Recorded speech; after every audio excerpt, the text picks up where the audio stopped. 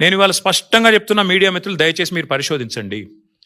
వాస్తవం ఏంటి అంటే 1,50,000 కోట్ల మూసి బ్యూటిఫికేషన్ అని చెప్పి ముఖ్యమంత్రి గారు ప్రకటించగానే మేము అడ్డుపడ్డాం. హైదరాబాద్ ప్రజలు అడ్డుపడ్డారు, నిలదీసినారు. 16,000 కోట్లతో అయిపోయే ప్రాజెక్ట్ని 1,50,000 కోట్లు ఎట్లయితాయి అని మేము నిలదీస్తే ఇవాళ కొత్త స్టైల్ ఎత్తుకున్నారు. ఇన్నోవేటివ్ థింకింగ్ కదా.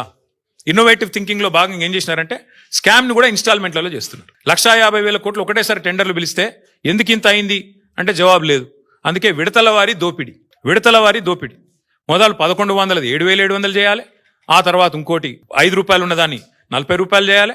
పెంచుకుంటూ ఆఖరికి మొత్తం స్కామ్ మళ్ళీ 1,50,000 కోట్ల కాడికి తేవాలి. ఇది వీళ్ళ ఎత్తుగడ. నేను మళ్ళీ చెప్తా ఉన్నా, మే 17, 2023 నాడు 1,100 కోట్లతో కొండపోచమ్మ సాగర్ నుంచి గోదావరి నీళ్ళని తీసుకొచ్చి బ్రహ్మాండంగా రావల్కోల్ చెరువులో పోసి రావల్కోల్ చెరువు నుంచి గండిపేటకు నీళ్ళు తీసుకొచ్చే మార్గం గ్రావిటీ ద్వారా ఉంటే ఇవాళ మీరు 3 WTPలు ఎందుకు కడుతున్నారు? 5 పంప్ హౌజ్లు ఎందుకు పెడుతున్నారు? ఎవరి లాభం కోసం పెడుతున్నారు అని ముఖ్యమంత్రి గారు నేను అడుగుతా ఉన్నా. ఇవాళ ఎట్లా పెరిగింది? కమిషన్లు దండుకోవడానికా, మొబిలైజేషన్ అడ్వాన్సులు ఇవ్వడానికా, కాంట్రాక్టర్లకు దోచిపెట్టడానికా?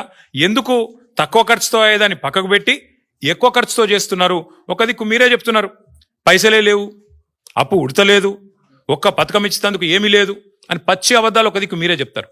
పార్లమెంట్ చెప్పినా, కేసీఆర్ ప్రభుత్వం చేసిన అప్పు 2,80,000 కోట్లని పార్లమెంట్ చెప్పినా సిగ్గు లేకుండా మొన్న అసెంబ్లీలో కూడా 8 లక్షల కోట్లని ఒకరు, 7 లక్షల కోట్ల అప్పని ఇంకొకరు నోటికొచ్చిన అబద్ధాలు ఒకవైపు మాట్లాడుతున్నారు.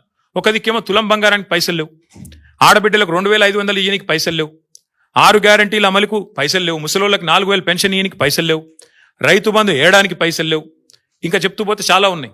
వీటికి పైసలు లేవు.